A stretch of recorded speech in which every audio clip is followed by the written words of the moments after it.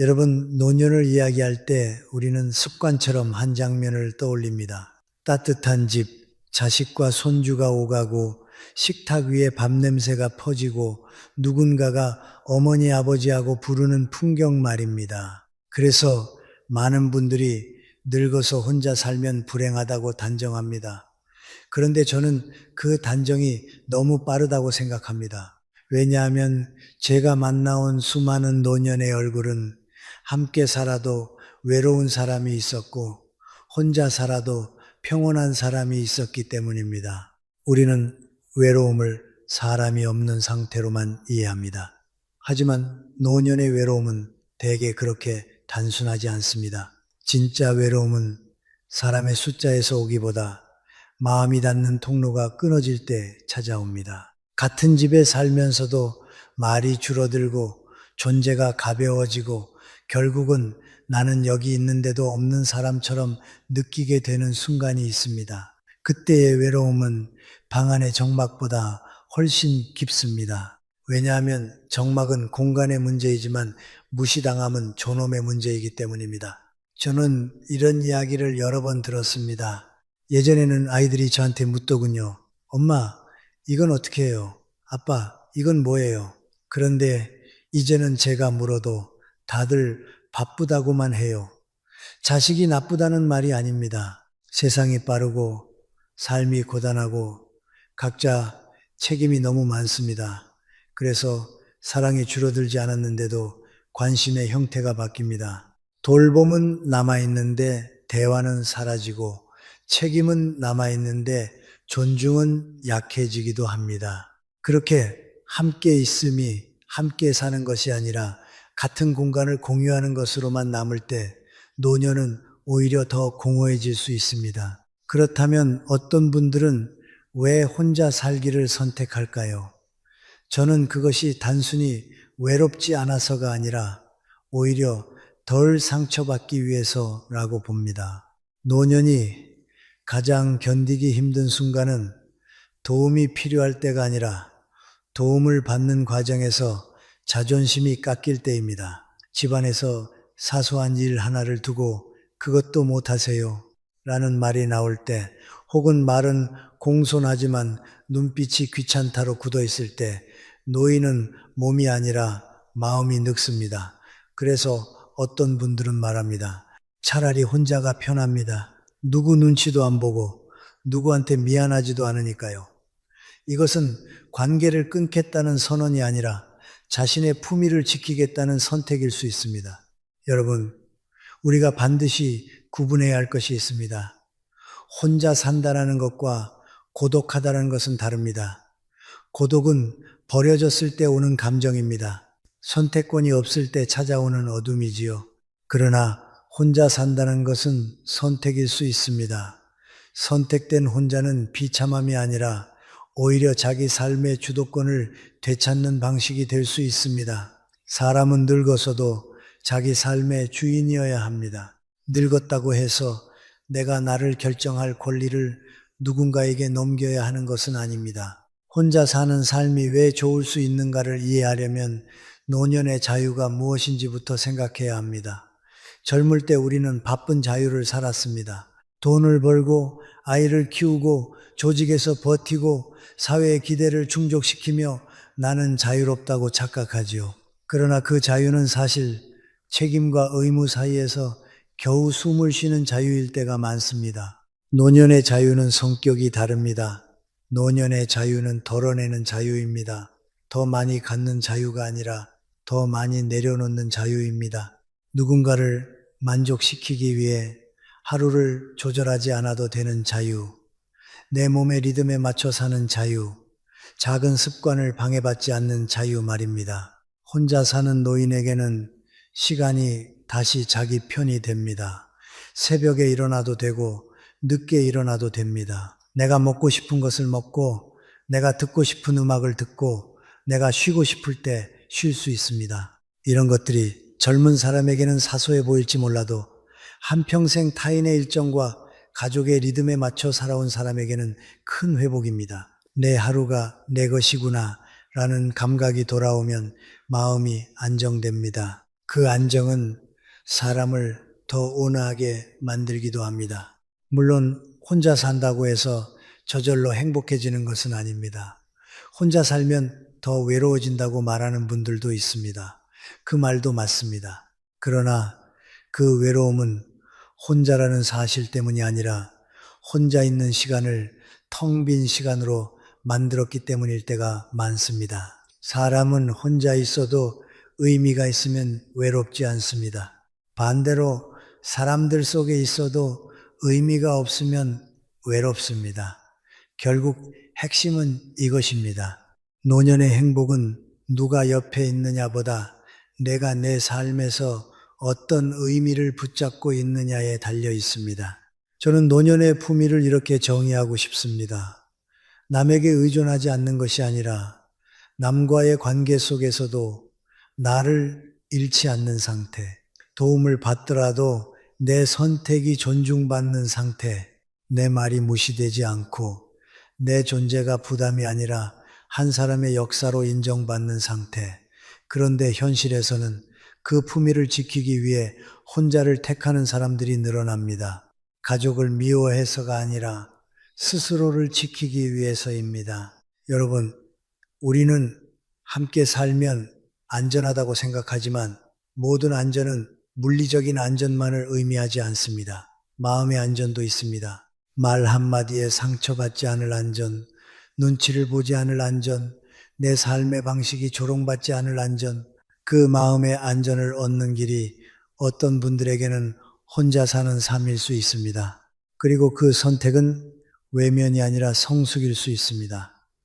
인생의 마지막 구간에서 내가 나에게 정직해지고 내가 원하는 방식으로 하루를 꾸릴 수 있는 길을 찾는 것, 그 자체가 이미 늦게 온 자유입니다. 그러니 오늘 저는 여러분께 이렇게 말씀드리고 싶습니다. 노년에 혼자를 두려워하기 전에 먼저 묻자고요. 나는 지금 존중받고 있는가? 나는 내 삶을 내가 선택하고 있는가? 이 질문에 답이 생기면 혼자는 비극이 아니라 하나의 가능성이 됩니다. 그리고 그 가능성은 생각보다 많은 노년에게 가장 현실적인 평온이 될 수 있습니다. 여러분, 그렇다면 함께 살아도 외로운 노년은 왜 생길까요? 저는 그것이 개인의 성격 탓만은 아니라고 봅니다. 구조가 있습니다. 흐름이 있습니다. 그리고 그 흐름은 대개 아주 조용히 어느 날 갑자기 폭발하지 않고 조금씩 마음을 말려갑니다. 저는 크게 세 가지를 이야기하고 싶습니다. 첫째는 역할의 소멸, 둘째는 대화의 단절, 셋째는 존중의 붕괴입니다. 첫째, 역할의 소멸입니다. 사람은 나이가 들수록 몸이 약해지기도 하지만 더 먼저 약해지는 것은 내가 쓸모 있는 사람이라는 감각입니다. 젊을 때는 누구나 역할이 있습니다. 직장에서는 일을 하고, 가정에서는 책임을 지고, 누군가의 문제를 해결해주며 삽니다. 그런데 은퇴를 하고, 자식이 독립하고, 집안일도 점점 남에게 맡기게 되면 노년은 갑자기 할 일이 없는 사람이 되기도 합니다. 물론 쉬는 것은 축복입니다. 그러나 쉬는 것과 필요 없음은 다릅니다. 집에 사람이 많아도 내가 맡을 일이 없고 누군가가 나를 찾지 않으면 사람은 서서히 스스로를 작게 만듭니다. 말도 줄고 의견도 적고 존재감도 얇아집니다. 외로움은 그때부터 시작됩니다. 둘째, 대화의 단절입니다. 노년의 외로움은 누가 밥을 차려주느냐가 아니라 누가 내 이야기를 들어주느냐와 더 가깝습니다. 가족이 함께 살아도 서로의 속도를 따라가지 못하면 대화는 끊깁니다. 자식은 바쁘고 손주는 화면 속에 있고 노인은 하루가 길고 마음이 자주 과거로 돌아갑니다. 서로 사랑이 없어서가 아니라 서로의 언어가 달라져 버린 겁니다. 그래서 같은 집에 있어도 노인은 오늘 하루 어땠어? 라는 질문을 듣기 어렵고 자식은 그 얘기 또 하세요? 라는 말이 입 밖으로 나오기 쉽습니다. 그렇게 대화가 단절되면 노인은 침묵으로 적응합니다. 그런데 그 침묵이 오래가면 마음은 고립으로 넘어갑니다. 사람은 말을 잃는 순간 관계의 자리에서도 조금씩 사라집니다. 셋째, 존중의 붕괴입니다. 이것이 가장 결정적입니다. 돌봄은 있는데 존중이 없을 수 있습니다. 잘 챙겨주기는 하지만 결정권은 주지 않는 경우가 있습니다. 어디를 가야 하는지, 무엇을 먹어야 하는지, 생활 리듬을 어떻게 해야 하는지 모두 건강을 위해서라는 이름으로 결정해 줍니다. 물론 자식의 마음은 선합니다. 하지만 부모는 보호 대상이 되는 순간 스스로를 한 사람이 아니라 관리해야 할 존재로 느낄 수 있습니다. 노년에게 가장 아픈 것은 돈이 없어서가 아니라 내 삶이 내 것이 아니라는 느낌입니다. 저는 아직 판단할 수 있습니다. 저는 아직 선택할 수 있습니다. 이 말을 마음속으로 삼키게 만드는 환경이 노년의 외로움을 깊게 만듭니다. 여러분, 여기서 중요한 포인트가 있습니다. 노년이 혼자 살기를 선택하는 이유는 가족이 싫어서가 아니라 이 세 가지 흐름 역할이 사라지고 대화가 끊기고 존중이 무너지는 흐름 속에서 자기 마음을 지키기 위해서일 수 있다는 겁니다. 같이 살면 덜 외롭다는 말은 대화와 존중이 있을 때만 성립합니다. 사람이 많아도 나를 사람으로 대해주는 관계가 없으면 외롭습니다.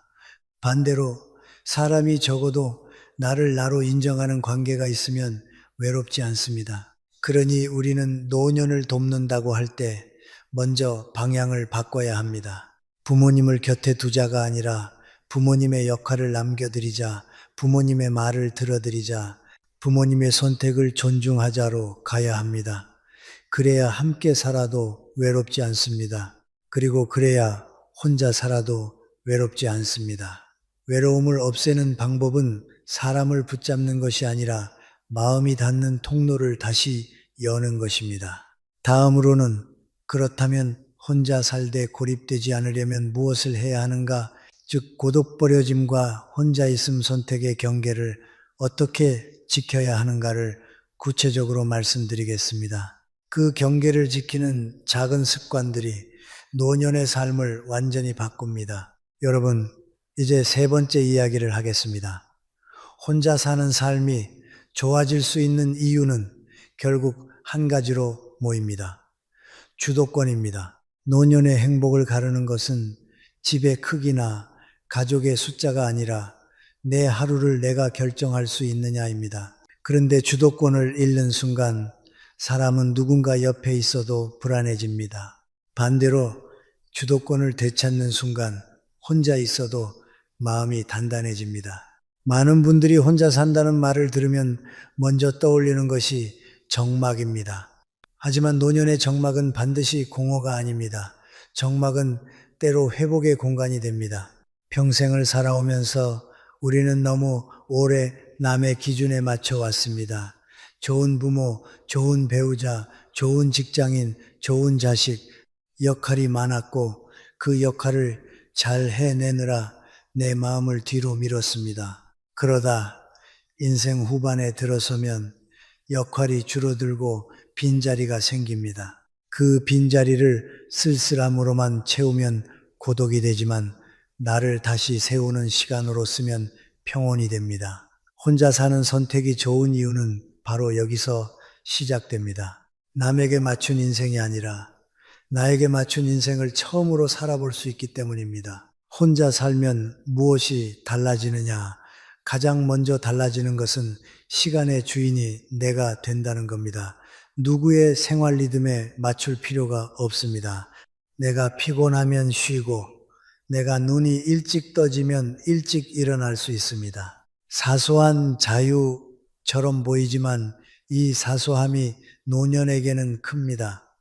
젊은 시절에는 사소한 자유를 누릴 여유가 없었습니다. 늘 맞춰야 했고 양보해야 했고 참아야 했습니다. 그런데 노년의 자유는 거창하지 않습니다. 오늘은 이 시간에 차를 마시고 이 음악을 듣고 이만큼만 걸을래, 이런 선택들이 쌓일 때 마을은 안정됩니다. 그리고 혼자 살면 관계의 피로가 줄어듭니다. 함께 살면 행복도 있지만 동시에 조정이 생깁니다. 식사 시간, TV 소리, 방문 열고 닫는 것, 손주가 뛰는 소리, 냉장고에 무엇을 넣어두는 것, 사소한 생활 충돌은 어느 집에나 있습니다. 젊은 가족에게는 사소하지만 예민해진 노년에게는 그것이 스트레스가 될 수 있습니다. 특히 미안함이 문제입니다. 노년이 가장 싫어하는 감정 중 하나는 사랑하는 사람에게 계속 미안해지는 것입니다. 그래서 어떤 분들은 말합니다. 혼자 살면 미안할 일이 없습니다. 이 말 속에는 외로움이 아니라 품위가 들어 있습니다. 혼자 산다는 선택에는 또 하나의 힘이 있습니다. 바로 내가 아직 할 수 있다는 감각입니다. 많은 노년이 우울해지는 이유는 몸이 아파서가 아니라 스스로를 무능한 사람으로 느끼기 때문입니다. 그런데 혼자 살면 생활을 스스로 운영해야 합니다. 밥을 해 먹고 약을 챙기고 집을 정리하고 산책을 하고 친구에게 전화도 해야 합니다. 물론 어렵습니다. 하지만 그 어려움을 조금씩 해내면서 생기는 자존감이 있습니다. 나는 아직 내 삶을 꾸릴 수 있다. 이 감각은 노년의 정신 건강에서 매우 중요합니다. 누구에게 의존하지 않겠다는 고집이 아니라 자기 효능감을 지키는 문제입니다. 여러분, 여기서 오해가 하나 있습니다. 혼자 산다는 것은 관계를 끊는 것이 아닙니다. 오히려 제대로 혼자 사는 사람은 관계를 더 선택적으로 잘 유지합니다. 함께 살 때는 관계가 의무가 되기 쉽습니다. 하지만 혼자 살면 관계는 필요한 만큼, 건강한 만큼만 남습니다. 이웃과 인사를 하고, 동네 단골 가게에서 말을 섞고, 오래된 친구와 한 달에 한 번이라도 통화하고, 취미 모임에 나가고, 공원에서 같은 시간에 걷는 사람과 눈인사를 나누는 것, 이런 작은 연결이 쌓이면 혼자 살아도 결코 고립되지 않습니다. 제가 만나본 노년 중에는 이런 분들이 있었습니다. 혼자 살지만 주 1회 그림 수업을 나가고 주 2회 가벼운 운동을 하고 동네 도서관에서 책을 빌려 읽고 작은 텃밭을 가꾸는 분들입니다. 그분들이 공통으로 말하는 것이 있습니다. 혼자 살아서 좋다가 아니라 혼자 살아도 나는 내 삶이 있다. 이 차이가 큽니다. 혼자 사는 삶이 좋으려면 집 안에만 갇혀 있으면 안 됩니다. 핵심은 혼자가 아니라 삶을 유지하는 구조입니다. 즉, 혼자 살되 삶과 연결돼 있어야 합니다. 그리고 마지막으로 혼자 사는 노년이 좋은 이유는 감정의 정리가 쉬워진다는 점입니다. 함께 살면 감정이 부딪히고 쌓이고 참게 됩니다. 노년은 이미 감정의 여력이 많지 않습니다. 젊을 때처럼 큰 소리로 싸우고 다시 화해하는 에너지가 없습니다. 그래서 조용히 마음이 멀어지기도 합니다. 그런데 혼자 살면 감정이 과도하게 소모되지 않습니다. 마음을 정리하고 기억을 정리하고 생각을 정리할 시간이 생깁니다. 노년의 평화는 대개 정리에서 옵니다. 물건도 정리해야 하고 관계도 정리해야 하고 기대도 정리해야 합니다. 혼자 살면 그 정리가 비교적 덜 흔들립니다. 하지만 여러분, 중요한 조건이 있습니다. 혼자 살기의 장점은 준비가 있을 때 힘이 됩니다.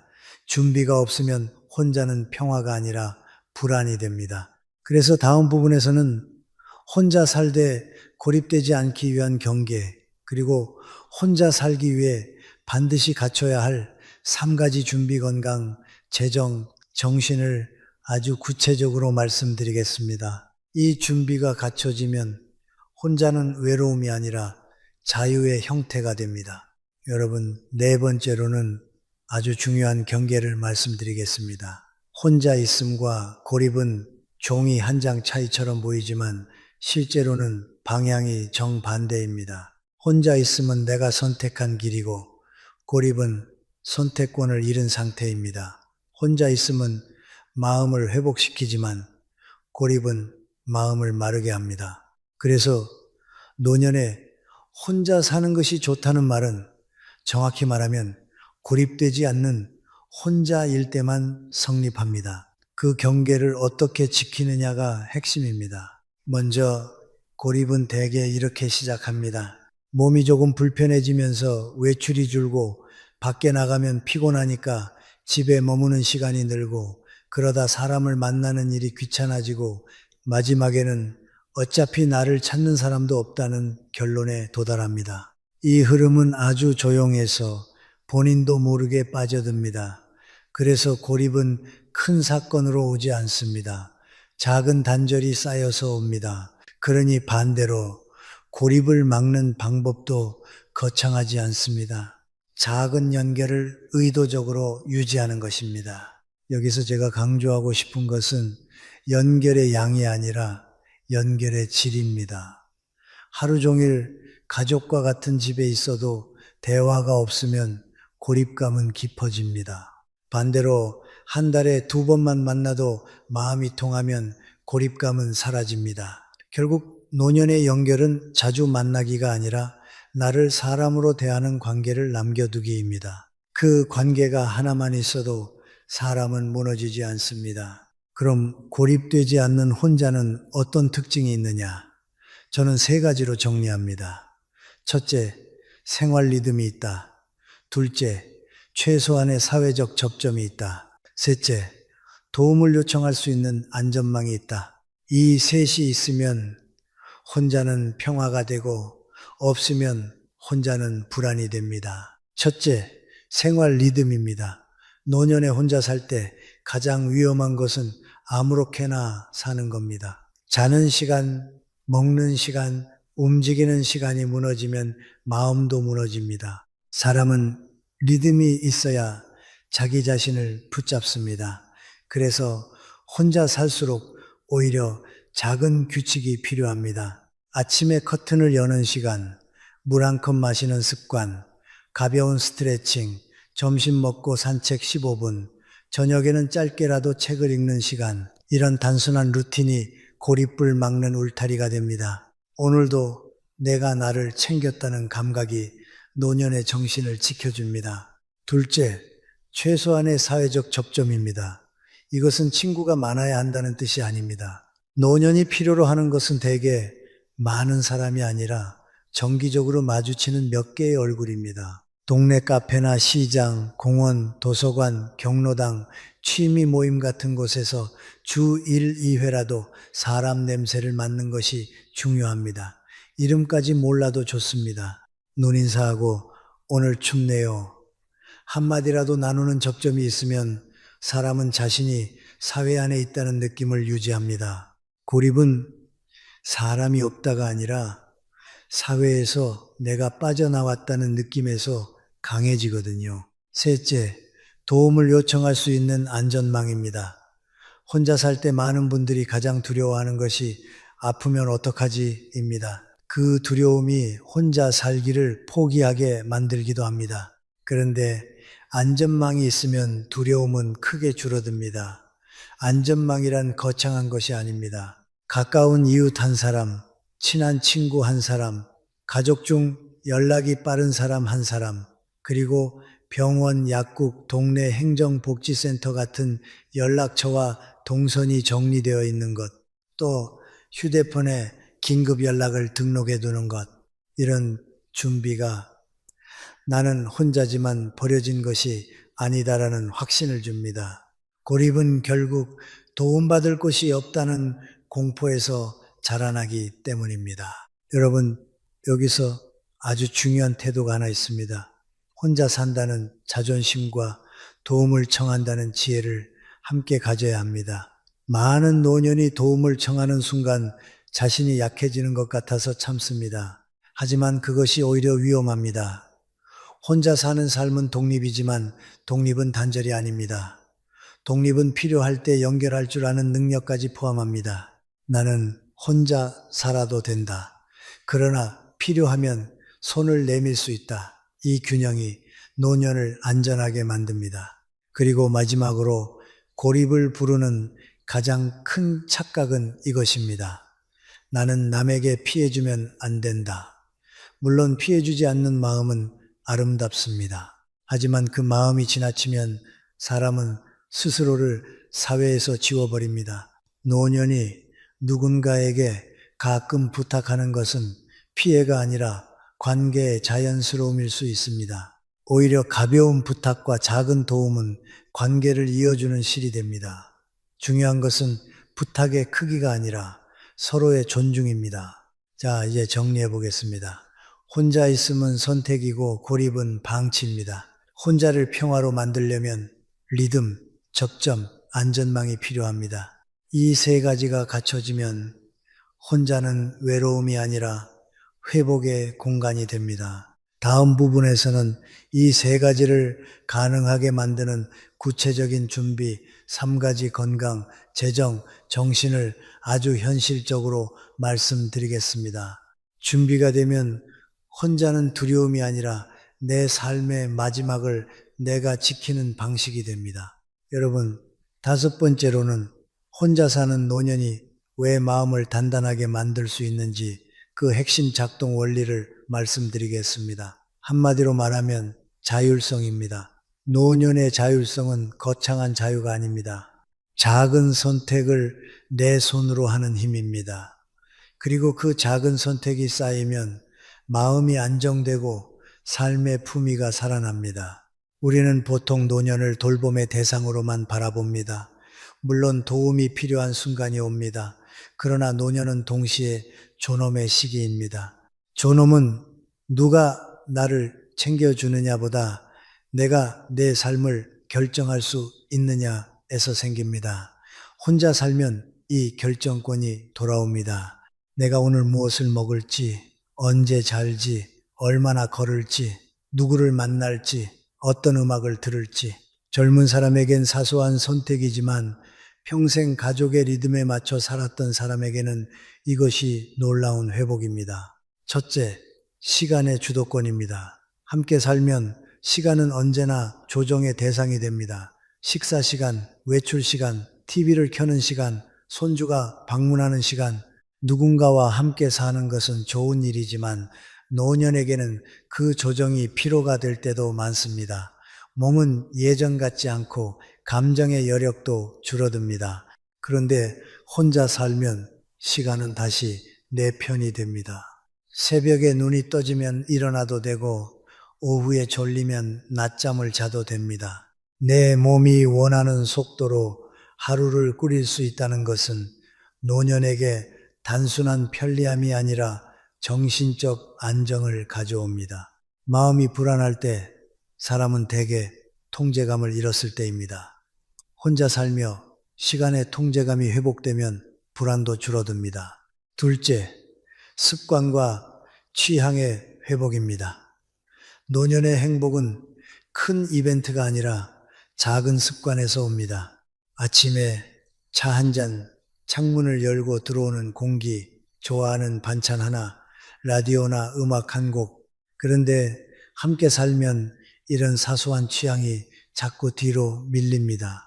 냄새 난다, 시끄럽다, 그건 몸에 안 좋다, 그렇게 하면 위험하다 같은 말이 쌓이면 노인은 점점 자기 취향을 접습니다. 결국 삶이 남의 기준으로 운영됩니다.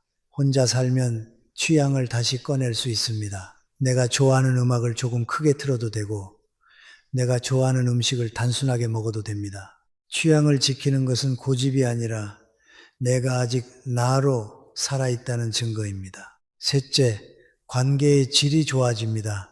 이게 의외라고 느낄 수 있습니다. 많은 사람이 혼자 살면 관계가 끊긴다고 생각하니까요. 그런데 제가 만나본 경우에는 혼자 살기를 잘하는 사람일수록 관계가 더 건강해지기도 했습니다.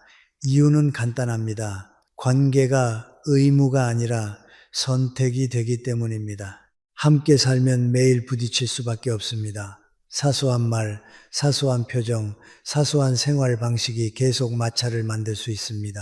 하지만 혼자 살면 만남의 순간이 필요한 만큼으로 정리됩니다. 그래서 만나면 더 반갑고 더 집중해서 듣고 덜 상처 줍니다. 거리가 생기면 정이 사라지는 게 아니라 때로는 정이 오래가도록 지켜주는 거리가 되기도 합니다. 넷째, 삶의 밀도가 달라집니다. 함께 살 때의 노년이 그저 하루를 견디는 시간이 되기 쉬운 반면 혼자 살 때는 오히려 하루를 설계하는 시간이 될 수 있습니다. 무슨 말이냐 하면 혼자 살면 내가 나를 돌봐야 합니다. 그래서 삶은 자연스럽게 구조를 갖게 됩니다. 약을 챙기고 장을 보고 정리하고 운동하고 때때로 사람을 만나야 합니다. 그 과정에서 생기는 자기관리가 노년을 지탱합니다. 사람은 자신을 돌볼 때 우울해서 멀어집니다. 반대로 아무도 나를 필요로 하지 않는다고 느끼면 몸도 마음도 급격히 약해집니다. 혼자 사는 삶이 잘 굴러가려면 결국 내가 나를 필요로 해야 합니다. 그게 바로 삶의 밀도입니다. 다섯째, 감정 소모가 줄어듭니다. 노년은 감정의 여력이 젊을 때처럼 많지 않습니다. 사소한 갈등이 큰 피로가 됩니다. 또 잔소리 들었다, 또 눈치 봤다, 같은 경험이 누적되면 사람은 자꾸 마음을 닫습니다. 혼자 살면 이런 감정 소모가 줄어들 수 있습니다. 물론 외로움이 아예 없지는 않습니다. 그러나 관계 속에서 깎이는 자존심, 반복되는 미안함, 역할 상실에서 오는 무력감 같은 복합 상처는 줄어들 가능성이 큽니다. 그 대신 조용한 시간 속에서 자신의 감정을 정리할 여지가 생깁니다. 노년의 평화는 대개 정리된 마음에서 옵니다. 여러분, 여기서 다시 한번 강조하고 싶습니다. 혼자 사는 노년의 장점은 사람이 필요 없다는 뜻이 아닙니다. 오히려 정확히 말하면 사람을 필요한 방식으로 만날 수 있게 된다는 뜻입니다. 억지로 맞추며 함께 사는 대신 존중을 바탕으로 연결하는 방식으로 바뀌는 것이지요. 그러나 이 모든 장점은 조건이 있습니다. 준비가 있어야 합니다. 준비 없이 혼자 살면 자유가 아니라 불안이 됩니다. 그래서 다음에는 아주 현실적으로 말씀드리겠습니다. 혼자 살기를 가능하게 만드는 준비는 무엇인가? 저는 세 가지로 압축합니다. 건강, 재정, 정신입니다. 이 셋이 받쳐주면 혼자는 평화가 되고 이 셋이 흔들리면 혼자는 공포가 됩니다. 여러분, 여섯 번째로는 가장 현실적인 이야기로 들어가겠습니다. 혼자 살면 좋다는 말은 감성으로만 끝내면 안 됩니다. 노년은 현실이기 때문입니다. 혼자 사는 삶이 평화가 되려면 반드시 준비가 필요합니다. 저는 준비를 세 가지로 압축합니다. 건강, 재정, 정신, 이 셋이 받쳐주면 혼자는 자유가 되지만 이 셋이 흔들리면 혼자는 불안이 됩니다. 첫째, 건강의 준비입니다. 노년에 혼자 산다는 말은 결국 내 몸을 내가 관리할 수 있다는 뜻이기도 합니다. 여기서 중요한 건 완벽한 건강이 아닙니다. 병이 하나도 없어야 혼자 살 수 있는 것이 아닙니다. 오히려 대부분의 노년은 한두 가지 질환을 안고 삽니다. 중요한 것은 병의 유무가 아니라 관리의 습관입니다. 혼자 사는 노년에게 가장 위험한 순간은 크게 두 가지입니다. 하나는 넘어졌을 때, 또 하나는 약을 놓쳤을 때입니다. 이 두 가지는 사소해 보이지만 혼자 살기의 안정성을 좌우합니다. 그래서 건강 준비의 핵심은 거창한 운동이 아니라 아주 구체적인 생활 장치입니다. 예를 들어 매일 같은 시간에 약을 챙기는 루틴, 집안에서 미끄러질 요소를 줄이는 정리, 밤에 화장실 갈 때 불을 켜는 습관, 손이 닿는 곳에 물과 간단한 음식이 있는 구조, 그리고 최소한의 체력 유지입니다. 체력은 근육과 균형 감각에서 옵니다. 노년에 혼자 사는 분들을 보면 공통점이 있습니다. 대단한 운동을 하는 게 아니라 매일 조금씩 걷고 매일 조금씩 움직입니다. 그 작은 꾸준함이 혼자 살 수 있는 몸을 만듭니다. 몸이 버텨주면 마음은 훨씬 덜 흔들립니다. 둘째, 재정의 준비입니다. 노년의 불안은 인간관계보다 돈에서 시작되는 경우가 많습니다. 돈이 많아야 한다는 뜻이 아닙니다. 중요한 것은 부족하지 않을 만큼의 예측 가능성입니다. 혼자 살면 의외로 지출이 단순해질 수 있습니다. 그러나 동시에 예상치 못한 비용이 생깁니다. 병원비, 약값, 갑작스러운 수리비, 돌봄 서비스 비용 같은 것들입니다. 그래서 재정 준비의 핵심은 큰 돈이 아니라 구조입니다. 제가 권하고 싶은 구조는 단순합니다. 첫째, 매달 고정비가 얼마인지 정확히 아는 것. 둘째, 비상금이 얼마인지 정해두는 것. 셋째, 도움을 받게 될 때 어떤 형태로 비용이 발생하는지 미리 감을 잡는 것. 그리고 무엇보다 중요한 것은 노년이 돈 문제로 자식에게 매번 설명하고 부탁하는 상황을 줄이는 것입니다. 자식이 돈을 준다고 해서 문제가 해결되는 게 아닙니다. 그 과정에서 노인은 자존심이 깎이기도 하고 관계가 어긋나기도 합니다. 혼자 살기를 선택한 노년이 가장 원하지 않는 것이 폐를 끼치는 느낌입니다. 그러니 재정은 풍요가 아니라 독립의 기반입니다. 적어도 기본 생활을 꾸릴 수 있다는 확신이 있으면 혼자는 두려움이 아니라 선택이 됩니다. 셋째, 정신의 준비입니다. 저는 이게 가장 중요하다고 생각합니다. 건강과 돈이 있어도 마음이 무너지면 혼자는 곧 고립이 됩니다. 정신의 준비라는 건 거창한 명상이나 철학 공부만을 말하는 것이 아닙니다. 핵심은 한 문장으로 정리됩니다. 혼자 있는 시간과 대화할 수 있는가? 대부분의 사람은 평생을 바쁘게 살면서 자기 마음과 대화하는 법을 배우지 못했습니다. 그래서 조용해지면 불안이 올라옵니다. 혼자 살기 위해 필요한 정신의 기술은 외로움을 없애는 기술이 아니라 외로움이 와도 삼켜지지 않는 기술입니다. 그 기술은 어떻게 만들어지느냐? 저는 3가지 습관을 권합니다. 첫째, 하루에 아주 짧게라도 내 마음을 확인하는 시간을 갖는 것. 오늘 무엇이 힘들었나, 무엇이 고마웠나, 이 2 질문만으로도 충분합니다. 둘째, 작은 의미를 매일 만드는 것. 산책, 독서, 취미, 봉사, 글쓰기, 가벼운 공부, 무엇이든 좋습니다. 중요한 것은 오늘도 내가 할 일이 있었다는 감각입니다. 셋째, 사람과의 연결을 최소한으로라도 유지하는 것. 정신은 혼자서만 지키기 어렵습니다. 한 사람과의 통화, 한 번의 인사, 한 번의 만남이 마음의 균형을 잡아줍니다. 여러분, 여기서 오해하지 마셔야 합니다. 정신의 준비는 강해져야 한다가 아닙니다. 약해도 괜찮다를 받아들이는 것입니다. 어떤 날은 외롭고 어떤 날은 울적할 수 있습니다. 그 감정이 오면 내가 실패했다가 아니라 내가 사람이라서 그렇다고 받아들여야 합니다. 감정을 부정하면 더 커집니다. 인정하면 지나갑니다. 혼자 사는 노년이 평화로운 이유는 감정이 없어서가 아니라 감정을 다루는 법을 익히기 때문입니다. 정리하겠습니다.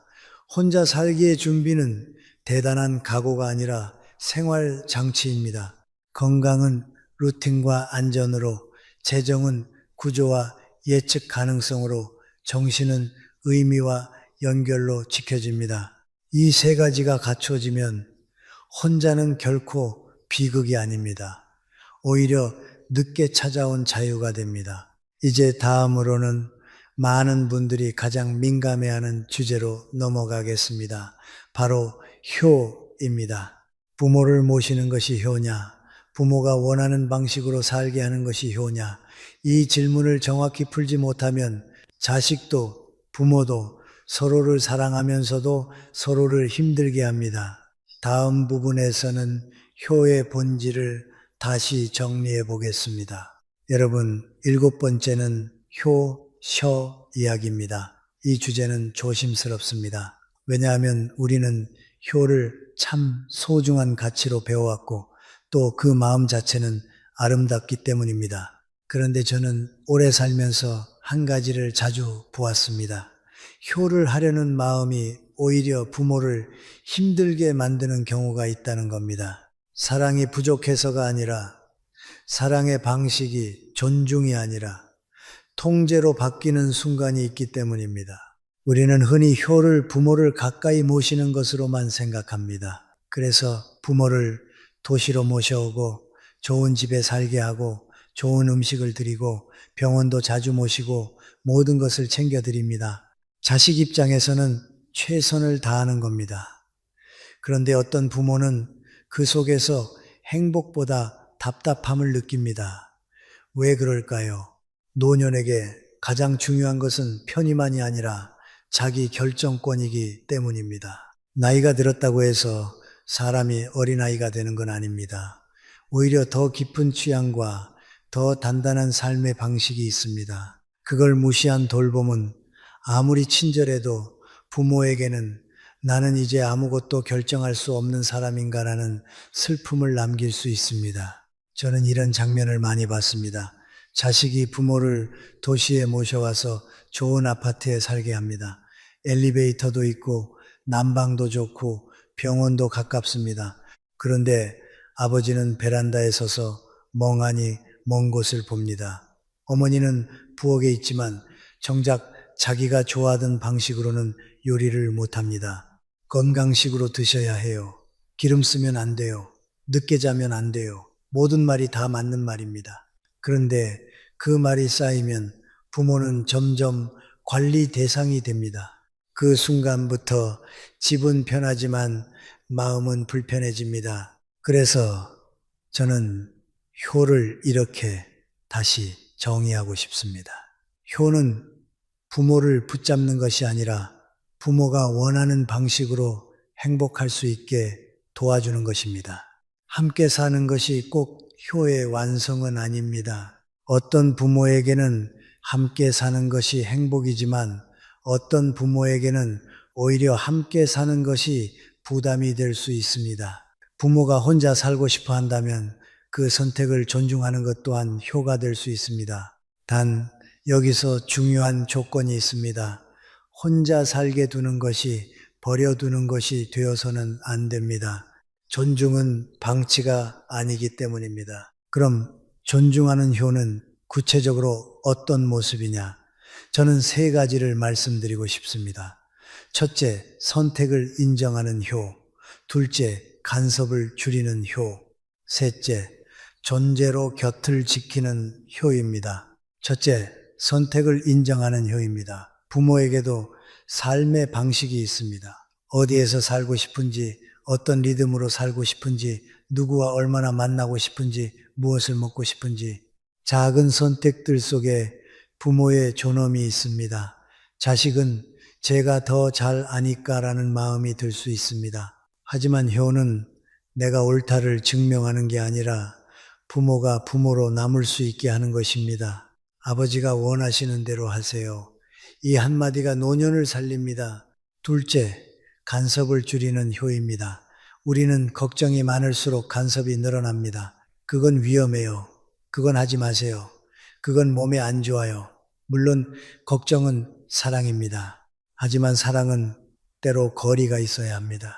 부모가 혼자 산다고 해서 매일 몇 시에 일어났는지, 무엇을 먹었는지, 누구를 만났는지 다 확인하려 들면 부모는 숨이 막힙니다. 효는 부모를 감시하는 것이 아니라 부모를 신뢰하는 것입니다. 필요하시면 말씀하세요. 그때 제가 도와드릴게요. 이렇게 말할 수 있어야 합니다. 그 신뢰가 부모의 자존감을 지켜줍니다. 셋째, 존재로 곁을 지키는 효입니다.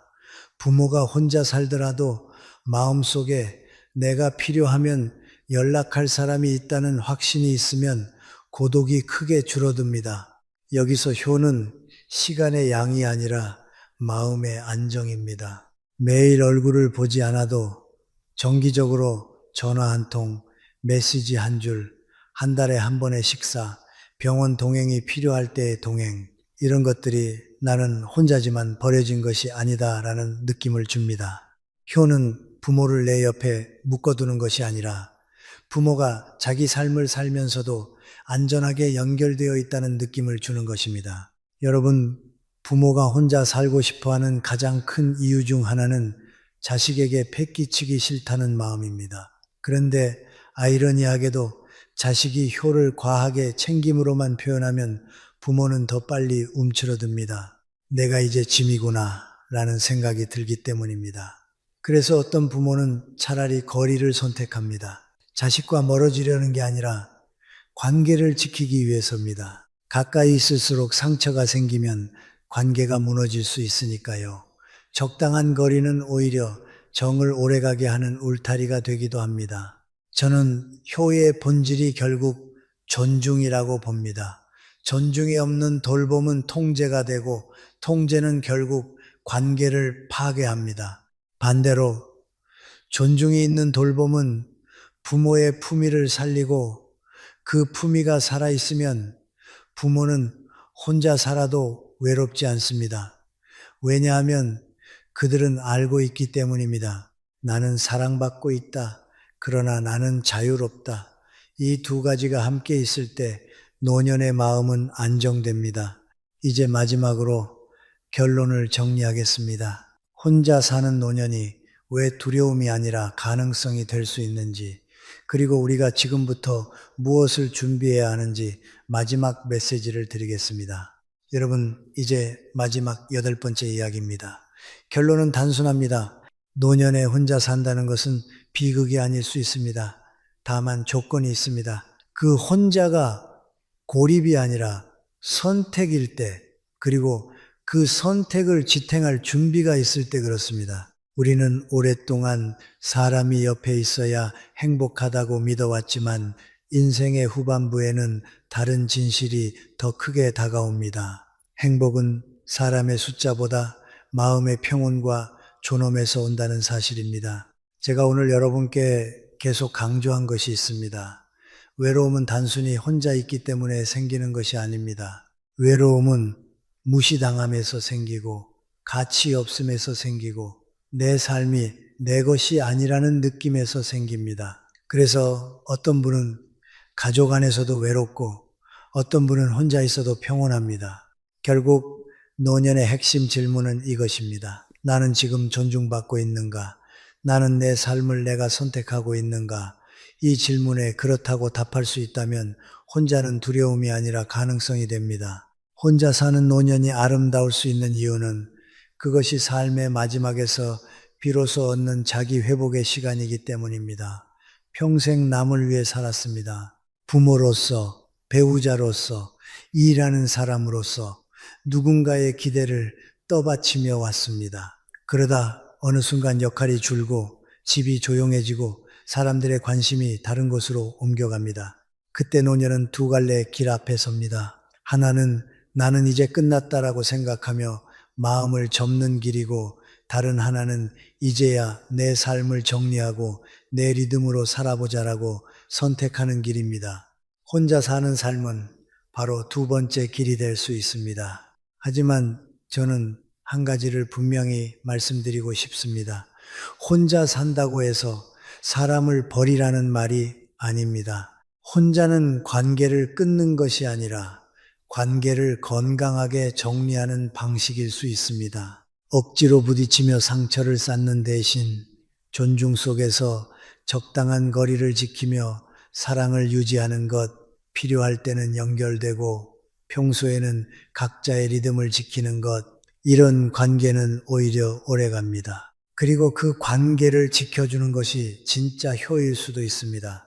붙잡는 효가 아니라 존중하는 효 말입니다. 그래서 오늘의 결론을 저는 세 문장으로 정리하겠습니다. 첫째, 혼자 있음은 고독이 아니다. 고독은 버려짐이지만 혼자는 선택일 수 있습니다. 선택된 혼자는 사람을 무너지게 하지 않고 오히려 회복시킵니다. 둘째, 혼자 살기의 핵심은 준비다. 건강은 루틴과 안전으로, 재정은 구조와 예측 가능성으로, 정신은 의미와 최소한의 연결로 지켜집니다. 이 준비가 있으면 혼자는 평화가 됩니다. 셋째, 노년의 행복은 결국 나를 잃지 않는 것이다. 누군가를 위해 너무 오래 살다 보면 정작 자기 자신을 잃습니다. 그런데 인생의 마지막에서는 그 반대가 필요합니다. 조금은 나를 위해 살아야 합니다. 나를 돌보고, 나를 인정하고, 나를 존중해야 합니다. 그때 비로소 마음이 편해집니다. 여러분, 우리는 노년을 두려워하면서도 사실 한 가지를 가장 두려워합니다. 혼자가 아니라 내가 나를 잃는 것입니다. 평생 사람들 속에서 살았는데도 정작 내 마음이 어디에 있는지 모르게 되는 것. 그게 더 무섭습니다. 그래서 저는 말하고 싶습니다. 노년에 혼자 사는 것이 무서운 것이 아니라 너무 오래 남을 위해 살다가 마지막에 자신을 잊어버리는 것이 더 무섭다고요. 그러니 지금부터라도 작은 준비를 하십시오. 큰 결심이 아니라 작은 습관입니다.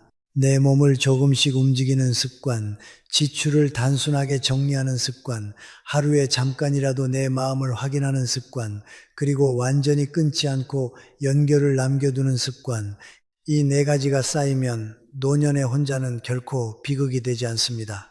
그리고 혹시 언젠가 여러분이 혼자 살기를 선택하게 되더라도 기억하십시오.